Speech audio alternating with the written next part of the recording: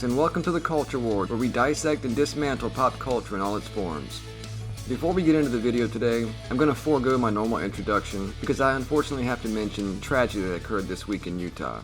As I'm sure you all know, conservative commentator Charlie Kirk was murdered as he gave a talk on the campus at Utah Valley University.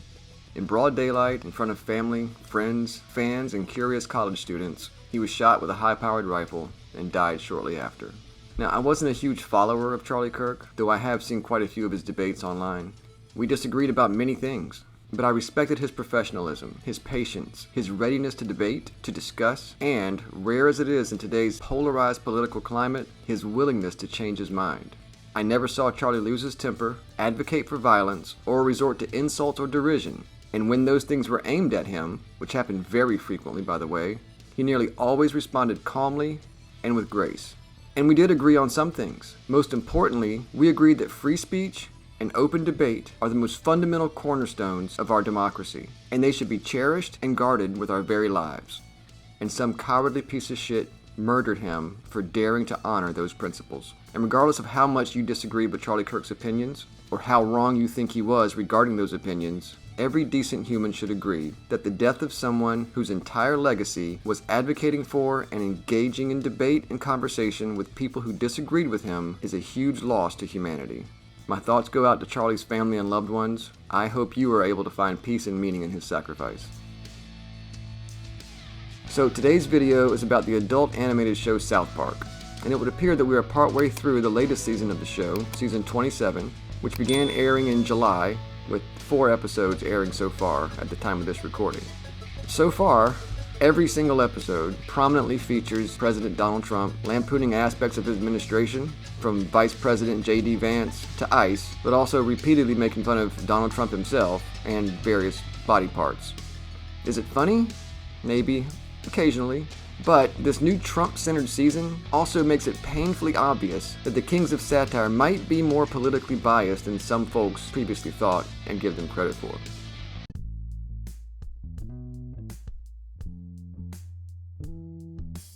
So back in 1992, 2 University of Colorado film students created an animated short film with cut-out construction paper dolls. Titled Jesus vs. Frosty, and later called The Spirit of Christmas Part 1, the film sees a foul-mouthed snowman terrorizing a town in Colorado when Jesus appeared to fight him. In 1995, the 2 aspiring animators created a sequel of sorts called The Spirit of Christmas Part 2, where Jesus battles Santa Claus over the true meaning of the season, all while 4 little boys, named Stan, Kyle, Cartman, and Kenny, watch the chaos unfold. This animated short, created by Trey Parker and Matt Stone, went viral before viral was even a word. A programming exec at Comedy Central, Brian Graydon, got a VHS tape of it from a friend and offered Parker and Stone $2,000 to make 12 episodes of it, with less profanity. And thus South Park was born. The network greenlit the series in 1996, and the pilot aired on August 13, 1997.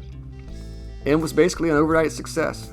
The show quickly grew into a cultural phenomenon, cementing Parker and Stone in the cultural consciousness and elevating South Park to practically a household name. Since its premiere in 1997, the show has produced 332 episodes spanning 27 seasons and counting. In the early years, it consistently earned the highest ratings of any basic cable program, though ratings in later years have varied. In addition to its regular episodes, a feature film titled South Park Bigger, Longer, and Uncut was released theatrically in 1999 and was extremely popular, and more recently, a number of special events episodes have been produced as part of a 14-film deal with Paramount, including Post-COVID and The Return of Post-COVID from 2021, The Streaming Wars Part 1 and 2 from 2022, Joining the Pandaverse and Not Suitable for Children in 2023, and The End of Obesity in 2024. Currently, the show has been renewed through 2027 and is partway through its 27th official season, with 4 episodes having aired so far out of 10 episodes planned for each season going forward. And we'll talk more about the current season in a little bit. So just briefly, South Park was originally created using paper cutouts, as I said, but animation quickly pivoted to being computer generated, albeit in the same paper cutout style of the original. It's never been particularly impressive animation, but it is unique and has become as important to the show's legacy as anything. But besides the stylistic considerations for the primitive animation, it also serves another practical purpose: speed. At least since the 4th season, South Park's writers actually create each show the week preceding its release, with a turnaround of about 6 days flat. That keeps the show fresh, topical, and immediate, and it's truly impressive. As for its content, well, it's pretty wide-ranging. Early episodes leaned hard into shock value, such as Kenny dying in absurd ways every episode. Oh my God! They killed Kenny! You bastard! Breeding animals for a genetic freak show, or Barbra Streisand turning into a giant monster. But even when the show's primary premise, or its countless interconnected gags and jokes, are absurdist science fiction or ridiculous childish coming-of-age storylines, there's almost always an undercurrent of satire, be it spoofs of pop culture or political parody. And for most of its time on the air, South Park has tended toward equal opportunity roasting, lampooning liberal Hollywood as well as conservative Americana. Both Bill Clinton and George W. Bush were ridiculed relentlessly. Even Barack Obama saw an entire episode showing him as a mastermind in a huge heist scheme, with John McCain being an accomplice. And of course, Donald Trump received an entire 4-season arc, with Mr. Garrison being used as his on-screen avatar with non-stop jokes, not always good ones, about his small hands and orange skin, among other things. Likewise, pop culture roasts are commonplace. Tom Cruise, Game of Thrones, World of Warcraft, and countless other subjects have been mocked and derided, with apparently no subject too taboo as to be off limits. They mock religion, from Christianity to Islam to Scientology and Mormonism. There goes that kooky Joseph Smith. You know, he claims he spoke with God and Jesus. Well, how do you know he didn't? Dum dum dum dum dum. COVID and vaccines, transgender issues, and perhaps most commonly, political correctness itself, which seems to be kind of the point for most of the issues they attack. And that's a good thing. And well, it's been a pretty good show for all those reasons. They criticize everyone and everything precisely because they can, and they should. Nothing should be beyond the reach of satire. Satire has been used as an artistic or literary device since ancient Egypt in 2000 BC with the satire of the trades. It allows us to challenge authority, hold politicians accountable, mock cultural excesses and absurdities, and to catalyze dialogue. Satire is the voice of the people, and South Park has, historically, done a fair job of doing all those things, with, well, mixed results.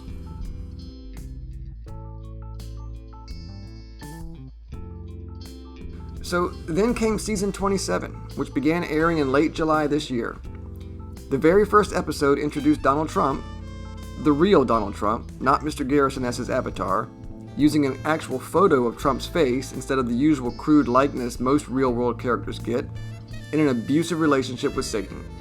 This version of Trump is an almost exact clone of South Park's previous parody of Saddam Hussein, albeit with a ton of tiny penis jokes. The second episode sees Mr. Mackey being fired from South Park Elementary and taking a job as an ICE agent, eventually being invited to Mar-a-Lago to meet Trump, who once again features prominently in the episode with emphasis on gross sexual references. A tangential plot follows Cartman, who becomes a, quote, master debater in a parody of Charlie Kirk, which we'll discuss a little more later. The third episode once again involves ICE, this time seeing them deport all of Randy Marsh's staff at Tegrity Farms, and again features Donald Trump prominently. Episode 4 deals with Trump tariffs, and likewise features Trump prominently. Basically, the pattern emerging is that season 27 will be about Donald Trump, as so far he has featured in every episode, not just as a side plot or character, but essentially driving the main plot lines. And it looks like he will drive the entire season's plotline from here on. So this harkens back to Trump's first term, when a parody version of him as Mr. Garrison was a main character in seasons 20 through 23. But then, due in part to some studio politics following season 23, the next few seasons were severely shortened. Season 24 only had 2 episodes, one appearing in September of 2020 and the other appearing in March of 2021. Season 25 ran for 6 episodes from February to March 2022. Season 23 likewise only ran for 6 episodes in February and March of 2023, and there was no regular season in 2024. However, in addition to these truncated seasons, they also released 2 specials in 2021, 2 in 22, 2 in 23, and 1 in 24. And there was some good content during this time, with Joining the Pandaverse being specifically noted for its biting criticism of woke culture in general, and Disney and Kathleen Kennedy in particular. But there was something missing during this tumultuous period. Can you guess what it was? Not a single mention, plotline, joke, or gag concerning Joe Biden or Kamala Harris. Not one. There was a picture of Joe Biden with devil horns drawn on a QAnon board in a single passing instance, but this wasn't meant to lampoon Biden at all. It was meant to lampoon the person who created the QAnon board. I'm pretty sure Joe Biden's name was never even mentioned, and there was no direct mention of Kamala Harris at all. So 5 entire seasons of the show have been practically dedicated to Donald Trump, but not a single explicit mention of Joe Biden in 4 years. Why the disparity? Well, some people claim that Biden's presidential term coincided with the production interruption we just talked about. They had 3 years with truncated seasons and 1 with no seasons at all, so it was the limited number of episodes that are to blame. And well, there is some logic to this, I guess. But come on, there were 14 or 15 regular season episodes, plus at least 7 special events, which are generally longer run times than regular episodes. That's not nothing. So what, 10 to 15 hours of South Park during that time and no mention of the oldest president in history or the first black or female vice president? That's kind of weird, right? Additionally, the episodes that did air took on issues that could easily be associated with the president, such as the pandemic episode and the vaccination episode, 2 post-COVID specials, and there were mentions of election denial in a 2024 special. So, no mention of Joe Biden or Kamala Harris in 4 episodes talking about COVID and vaccines and lockdowns and pandemic politics, and a special with explicit references to election denial? That's weird, right? Now, creators Matt and Trey have also been asked about the absence of Biden-Harris material, because it's not just me who's noticed. So they claim that 1, they intentionally skipped the 2024 election cycle to avoid, quote, outsized importance on politics. 5 seasons of Trump's presidency and specific politics is not outsized importance on politics? I'm not sure I buy that reasoning. And 2, they claim that Biden and Harris were just less mockable. Are you telling me this guy isn't worthy of lampooning at least a little? America is a nation that can be defined in a single word. I was going to Or this woman? It is time for us to do what we have been doing, and that time is every day. I want to know why. I have always liked South Park since its first season in the 1990s. I have always appreciated that they seemingly spread their ridicule fairly, making fun of political correctness, Hollywood hypocrisy, media bias, and, yes, party politics. They never seemed to have a problem poking fun at liberals, or Kathleen Kennedy and her propensity to Put a chick in it, make her gay! But what happened in 2020 to take Joe Biden, one of the most gaffe-inclined politicians in history, one of the oldest, one of the seemingly most feeble, forgetful, and dishonest presidents in memory, off the table, while his opponent is blasted in every fucking episode nonstop, often resorting to childish and vulgar dick jokes that aren't even funny.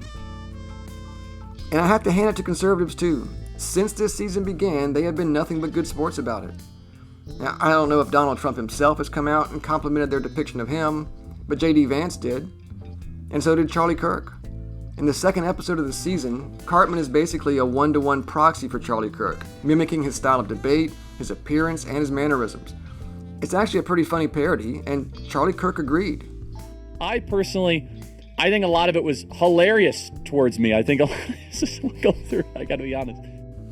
FYI, since the tragedy of September 10th, Paramount has actually removed this episode from the streaming service, I guess out of respect for Charlie Kirk and his family. I don't think that was necessary, and I honestly don't think Charlie himself would have wanted that. In fact, it was a badge of honor to Charlie and his team that their movement had gotten so big and so popular that it was the basis for an entire South Park gag.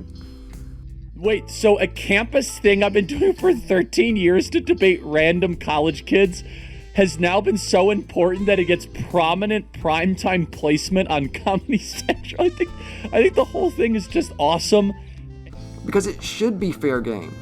It's only upsetting in that it highlights the complete absence of political satire for the previous 4 entire years. And it's not just South Park. Almost no one joked about Joe Biden or Kamala Harris during the Biden presidency.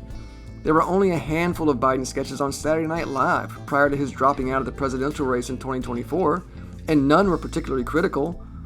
Of course, after he dropped out of the race, they were free to mock him more zealously, with Dana Carvey taking over as his impersonator. Late-night talk shows and mainstream media rarely criticized Biden at all, but if they had to criticize specific politics, such as the botched withdrawal from Afghanistan, they always tempered criticism by framing them as, well, better than Trump. It's almost like there was some unwritten, or hell, I don't know, maybe it was even written somewhere, gag order preventing anyone from questioning the president for the past 4 years. And seeing the pattern followed even by South Park, the masters of topical satire, is just depressing and, frankly, a little scary. It seems as though there was some concerted effort to shield the larger public from the reality that we had a president who was almost certainly fighting the early stages of dementia or other cognitive decline, and his vice president, who was his heir apparent, who appeared drunk, drugged, or likewise mentally impaired much of the time. They didn't want people talking about the 10% inflation rate, or the alleged open border policies that allowed millions of illegal immigrants into the country, or accusations of sexual assault or inappropriate behavior with young girls, or his alleged illegal business dealings with Ukraine through his son, or his weaponization of the Justice Department. These were things that conservatives said about Biden, so the liberal media, including pretty much all of Hollywood and the entertainment industry at large, was prohibited from acknowledging that any of those things were true. And so it was that most people never knew about many of those things, because the topics were verboten everywhere save a handful of conservative media outlets. That's why it's scary. The powers that be were so afraid of a second Trump presidency that they hamstrung the entire media apparatus to gaslight the public and keep them uninformed. And I don't know for sure that it's true, but it sure seems like South Park was part of the cover-up. I truly hope I'm wrong. Lampoon Republicans, conservatives, Trump as much as you want all the time. They all deserve it. But so do the liberals. Joe Biden deserved ridicule and contempt every single day that he was in office, yet he got none. And that's just not fair. To us or to him. Anyway, South Park Season 27 is ongoing, with the next episode set to air this week on September 17th on Comedy Central, and I think you can stream it on Paramount Plus the following day. Tune in if you like tiny penis jokes, I guess. As always, thanks for watching the video. We really appreciate your support, and rest in peace to Charlie Kirk. I hope everyone will condemn the actions that led to his death, and agree that political violence should be unacceptable in a free society. We communicate with words. We dissent with conversation. If you resort to violence against those with whose arguments you disagree, well, then you lose. Bye for now. We hope to see you next time in the Culture Ward.